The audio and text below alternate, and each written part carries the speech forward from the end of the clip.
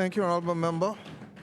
It has been moved and seconded that the following bill be read a second time and committed. A bill for an act to amend the Immigration Act. As many, the chair recognizes the Honorable Member for East Grand Bahama.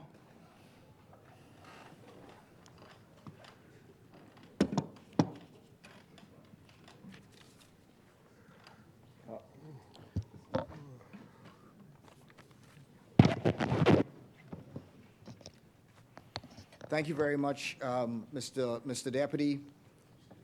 It is again a privilege to be able to stand in this honorable place and to speak on this bill.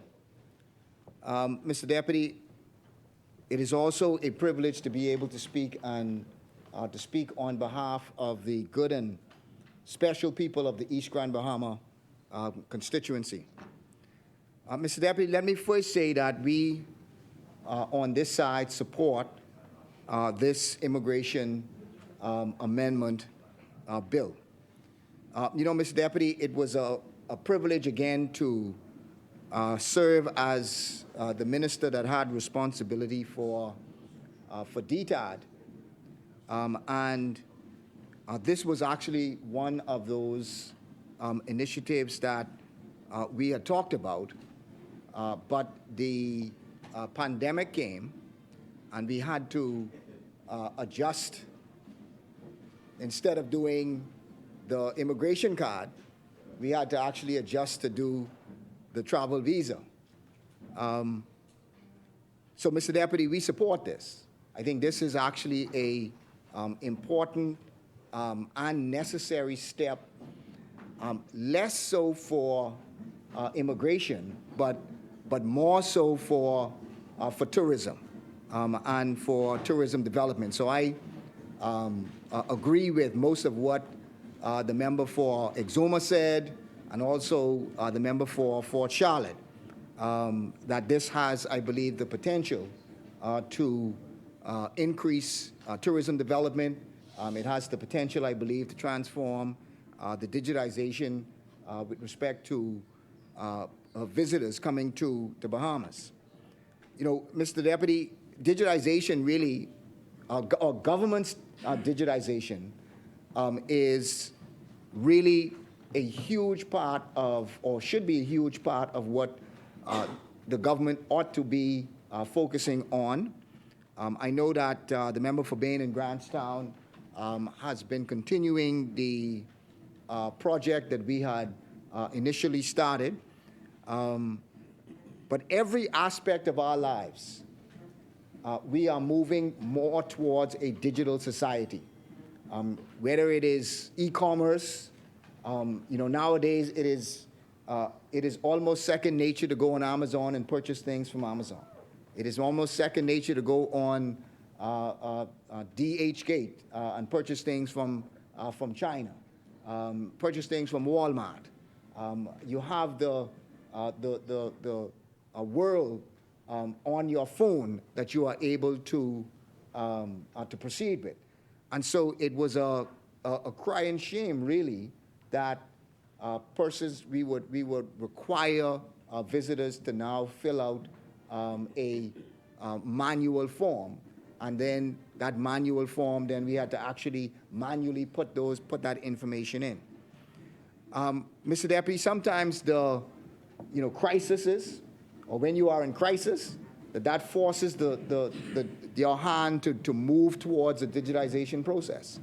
And that was what I believe initially started the My Gateway program, which is an example of what could be the Estonia's X-Road project, but it really is an example of what should be, instead of the government, or instead of that the government ought to be working for the people, instead of the people working for the government. And that ought to be sort of all of our mantra. It should be all on all of our agenda, that we should be putting in place services to make life easier for Bahamians. And in this one, we are putting in place a service, which I agree with, to make life easier for the visitor who is able to come to our shores. But we must be putting in place those services, enhancing those digital services that make life easier for Bahamians. One of those services would have been the passport renewal process, where we saw the passport renewal process being moved online, and that had tremendously dealt with the time frames that Bahamians had to wait in order for their passports to be renewed, being able to upload their documents, pay for the passport to be renewed, and then be able to get their passport back within 14 days. And it took away those months and months of waiting to be able to manually put in an application and then manually process that application. We did it also for driver's license renewal, where you were able to apply to renew your driver's license through the My Gateway program. You were able to pay for it. They were able to renew it and then set a designated place and time for you to go and collect your driver's license. We also did it again for the passport, for the driver's license, and for the police certificate. You are now able to go on the My Gateway and apply for your police certificate, apply online for it, pay for it, and then they will give you a designated time and place to go and collect your police certificate. But I believe, Mr. Deputy, there's so much more that we ought to be thinking about and we ought to be doing in reference to moving My Gateway forward, putting in place even more services for the My Gateway platform. And again, it is not a criticism of the present government, but it is just an encouragement that we ought to be looking at doing additional services and putting additional services on the My Gateway platform. At one point, there was the Ministry of Finance, where you were able to apply for different concessions. You were able to do that. I believe you have added, Ministry of Labor has added their applications onto the My Gateway platform. I know at one point we had put in place for the election process, the advanced poll persons were able to apply through the My Gateway platform. They were able to do it online, and they were able to register for the advanced poll online as well. That's, again, Mr. Deputy, speaks to the potential of what we are able to do. For example, you are now able to apply to incorporate a company online. And you are also able to apply for your business license online. Well, Mr. Deputy, I remember us visiting Estonia, and they have a dual process to where you can apply to incorporate a company, to obtain a business license, all in the same process, and you are able to get your approval within hours. You are able to get your approval. So I believe there's more that we can be doing in terms of if we moved an online process through the Registrar General's office to incorporate a company, but you have to go to the Inland Revenue website to get a business license. I think what we can do in terms of moving our system forward, because most businesses will require to have a business license to do business.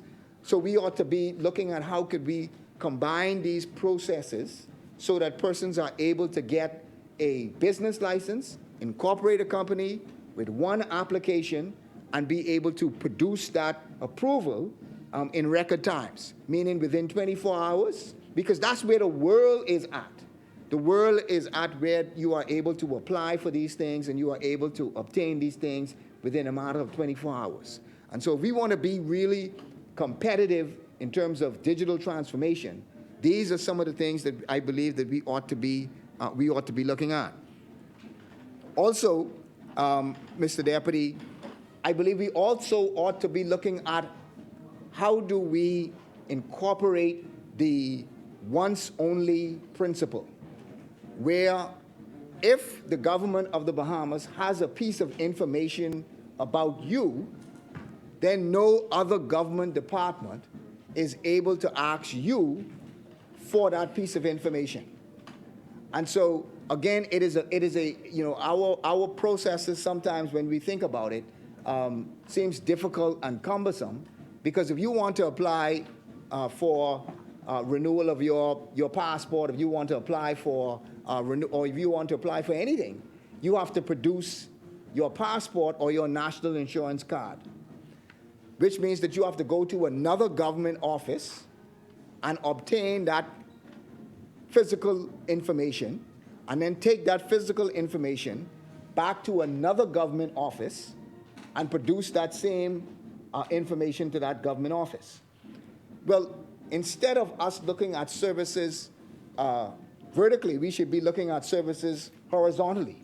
That if a government has a piece of information about you, that government department, it is that government department's responsibility to obtain that same information from the other government department, as opposed to you collecting from the government department, physically going and taking it to another government department.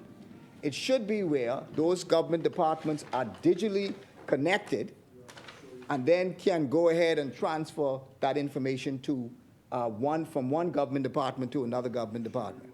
I believe we have to. I believe we have to. Also, Mr. Deputy, we should also be moving towards a situation where, and I believe the member for Bain and Grandstand is in the process of proceeding with this process, but we should be moving to a real digital ID. Right now, we have a driver's license, we have a national insurance card, and we have a passport. But we should really be moving towards a digital ID, a mobile digital ID. I think the ID, even with where Estonia they already moved from a digital card. They are now, in terms of having their digital ID on their phone. So it's now a mobile ID. So if somebody asks you for an ID, you always have your phone with you. You are able to produce your digital ID through your phone. And that digital ID can be used for national insurance purposes. It could be used for driver's license purposes. And it should technically also be able to be used for passport purposes as well. But I believe that we ought, instead of having these three different types of identification, again, from the same government, because you get the NIB, you get the passport, and you get the driver's license, all from the same government. And so we should be moving towards where we can combine these identifications and use them digitally through our telephone, Mr. Deputy. Mr. Deputy, moving to the bill.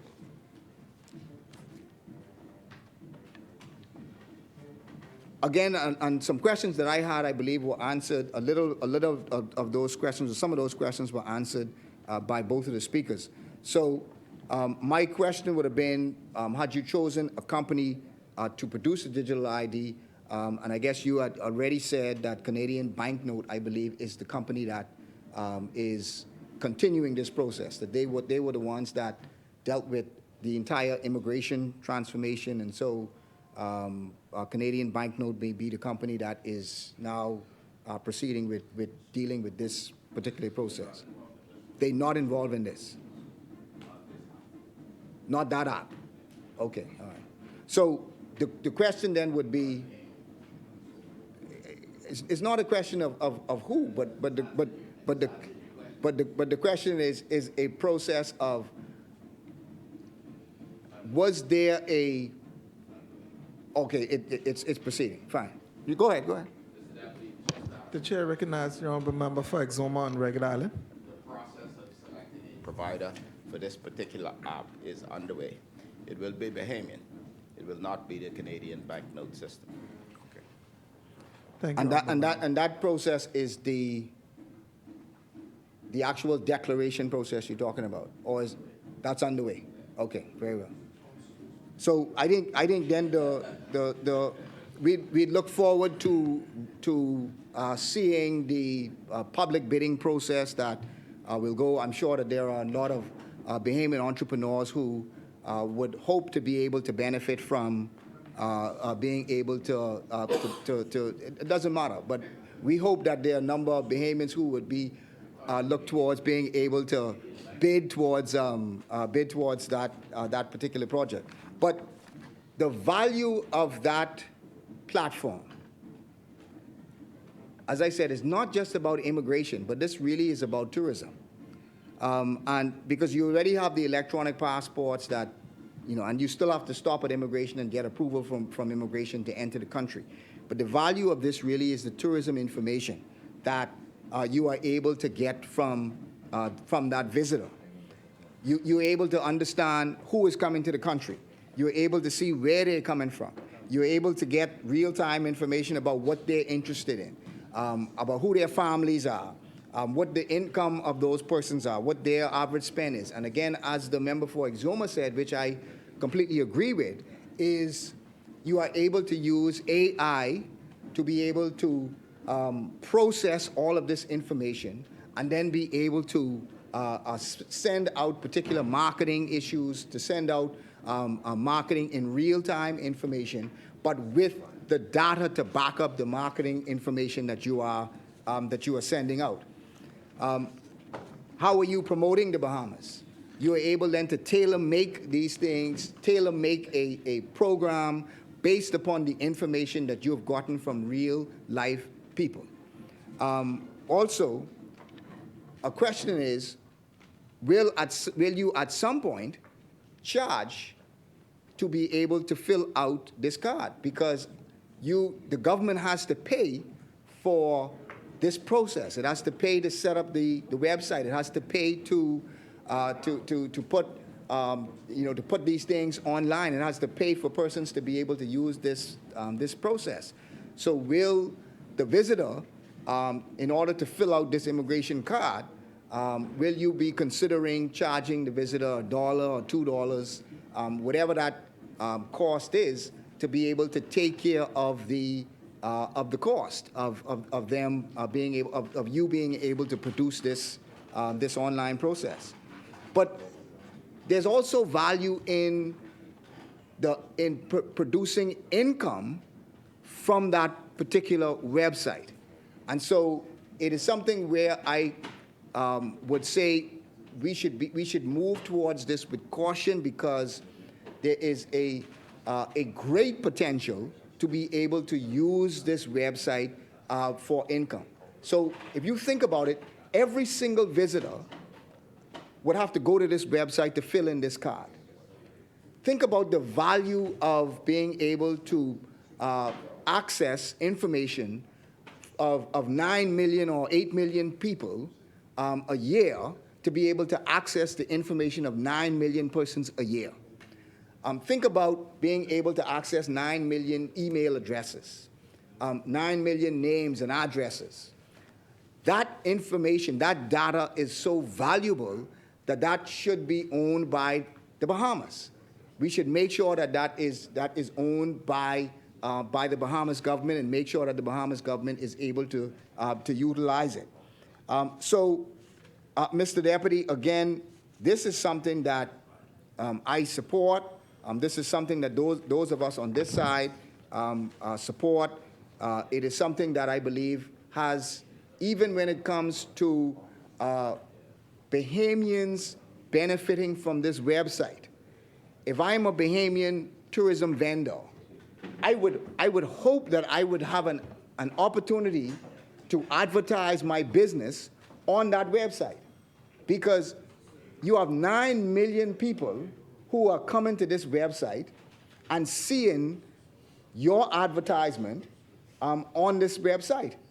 It is and not only this isn't sort of just trying to attract people to come to the Bahamas. This is in real time being able to advertise to people who are on their way to the Bahamas.